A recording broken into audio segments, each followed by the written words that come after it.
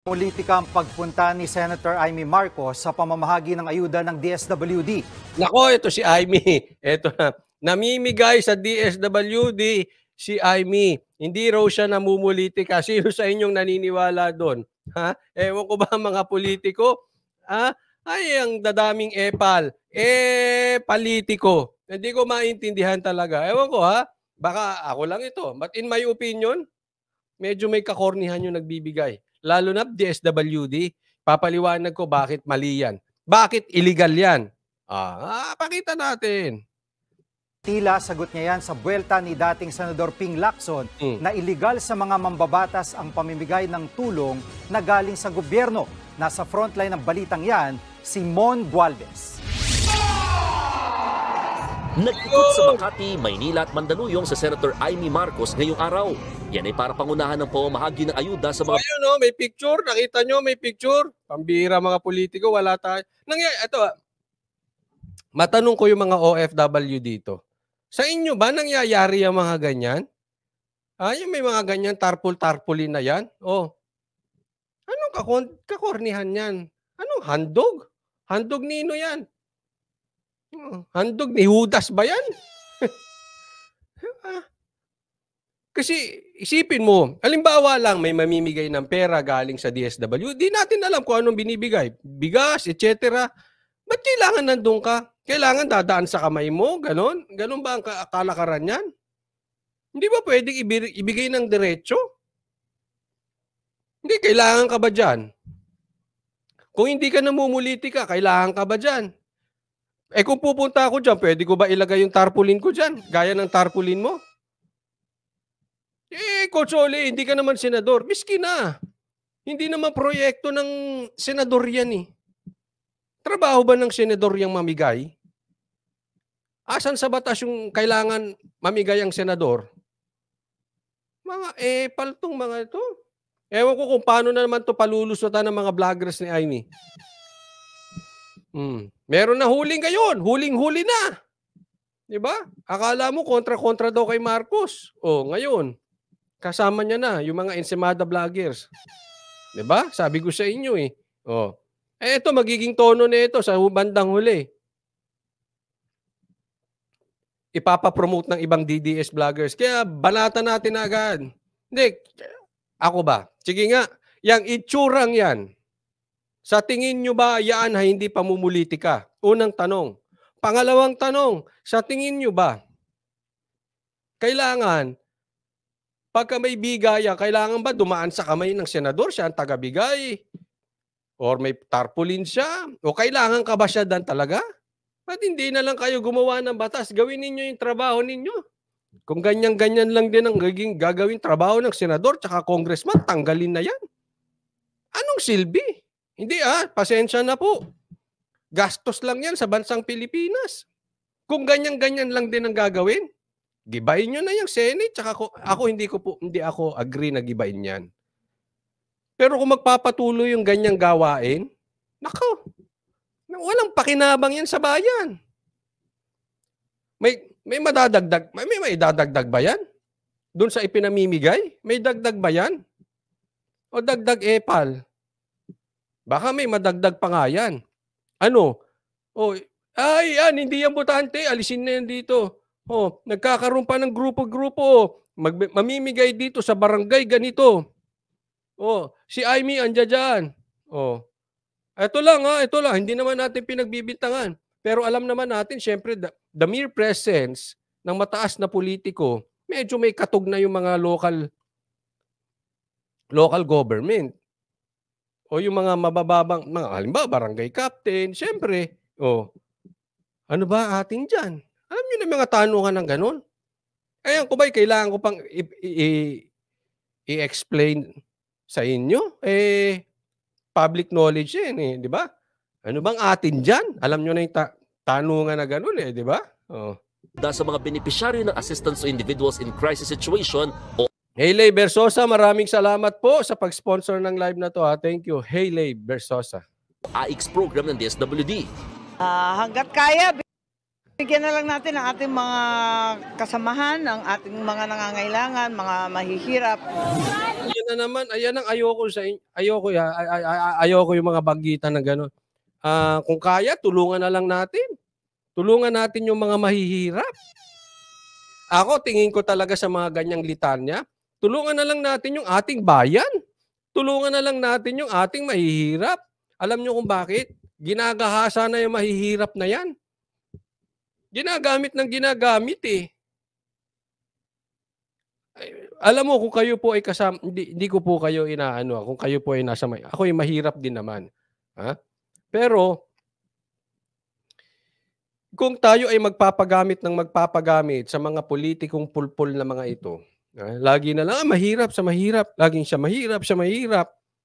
Lintik na yan. No? Yung mga dating mahirap, hanggang ngayon, mahihirap pa naman. May nagawa ba kayo? Tagal nyo lang nakaupo. Di ba? Real talk lang po. Tigil-tigilan na natin yung kababanggit sa para sa bayan, para sa mahirap, tulungan na lang ang mahirap. Naku, corny nyo. Kahapon lang nang pangunahan din niyang katulad na programa sa Las Piñas at Parañaque. Ang napapadala sa pag-iikot ng senadora, binatiko si dating Corny, may papaapod-apod pa ng ganun. Huwag mo sabihin wala kang assistant na pwede mong taga-apod. Diba? Alam mo yung simpleng tao, simpleng negosyante, may assistant. Ito mga politiko, sila yung ganyan. Kaya nakukornihan ako yung sa mga papunta-punta sa palengke. Hindi kailangan yun. Unnecessary ang mga yan. Senador Ping Lacson. Ayon kay Lacson, Sabi ni Robbie Herman, tanga na lang ang boboto sa Marcos at Tambaluslos. Correct. Ewan ko, palulusutin pa ba natin to sa tatakbo to senador o mayor sa Maynila? To si Amy. Susuportahan nyo pa ba yan? hindi obligasyon ng mga kongresista at senador ang pamamahagi ng Yan, kita mo. Hindi lang sa hindi obligasyon ng congressman at senador mag-distribute ng tupad at kung ano pa, illegal yan. Illegal yan. According to Ping Lacson, illegal yan. So dalawa lang nagsasabi ng totoo dito. Isa lang. Pero magkaiba sila. Sabi ni Ping Lacson, yung ginagawa mo, Amy, illegal yan. Sabi ni Amy, hindi raw yun illegal. Tanong, kanino kayo maniniwala? Kay Lacson o kay Amy? Illegal ba yan o hindi illegal? Okay, kayo na magdesisyon. Kasi ang papel ng Kongreso sa budget process and budget authorization, pag legislative, hindi pwede mag-implement. O, yan ang sinabi. Ibig sabihin, sa proseso lang ng budget, magkano bang ibibigay sa DSWD na gagamitin dito sa proyektong yan, sa pamimigay ng ganyan. Pero yung pag-implement, hindi mo kailangan ng doon. At exact words ni hindi lang sa hindi obligasyon ng congressman at senator mag-distribute ng tupad at kung ano pa, illegal yan. So hindi mo na kailangan ng doon na sinasayang nyo yung oras ng binabayad sa inyo ng taong bayan, illegal. Kaepal naman kasi. Kailan kaya? Alam mo, ako'y nangangarap. Kailan kaya mangyayari sa bansang Pilipinas na wala na yung mga patarpo-tarpulin na mga politiko? Alam mo, kakornihan yan. Bakit? Pera nyo yan. Hindi naman nila pera yan eh. Pera ng taong bayan yung pinamimigay. Bakit kailangan ng tarpulin ng mga politiko? Ulit, tanong ko nga, nangyayari ba yan sa ibang bansa? Alam mo, yan ang isa sa pangarap ko. Kailan kaya matatapos yung tarpulin? Ang mga Pilipino, masyadong lovers of self. Siguro tayong nangunguna sa selfie. Hindi ba? Parang tayo lang ata ang gumagawa ng mga ganyang kakornihan. ayuda sa mga programa. Illegal at bawal nga daw yan. Ang papel daw ng Kongreso ay nasa pagpaproseso ng budget at hindi ang pagpapatupad nito. Sagot naman dyan ni Senator Amy, dumalo lang siya. Dumalo ka lang. Pulang-pula.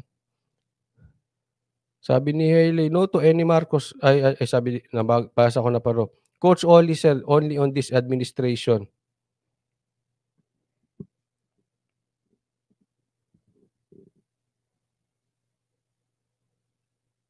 Ngayon lang yan nangyari sa panahon ni Tatay Digong, sabi ni Jing Smile, kung may ipamimigay na tulong sa taong bayan, lahat sa DSWD ang namumudmod. Di ba? Sila na mamudmod. Pampatagal ka lang. Siyempre, mag-i-speech ka pa niyan. Katulad niyan. May kakornihan ka. WD naman daw ang tunay na nangunguna sa programa.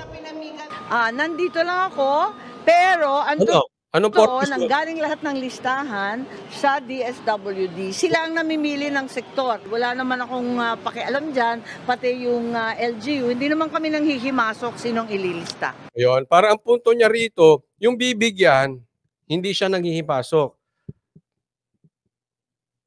Ewan ko ha. Hindi ko sure. Hindi ko naman kayang patunayan eh. Pero kayo, naniniwala kayo doon? O, ang punto niya, hindi siya mamimili. Hindi niya hawak ang listahan. Dumadalo lang siya.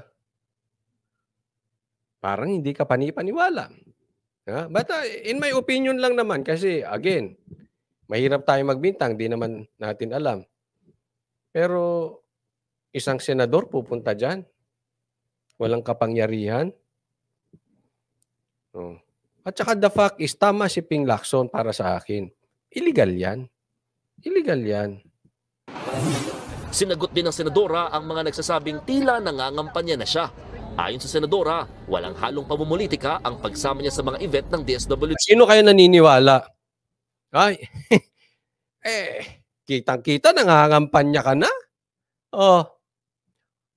Hindi, yung ginagawa mo, sa tingin mo, Aimee, tanong ko lang sa'yo, sa tingin mo, naniniwala yung mga kapwa mo senador na yung ginagawa mo, hindi pamumulitika?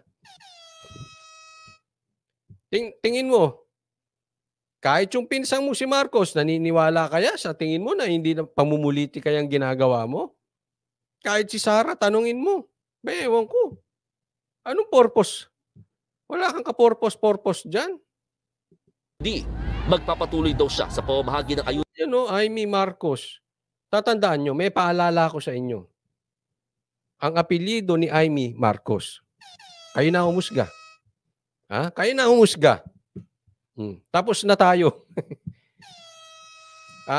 Yung ba kailangan ko pang i-explain?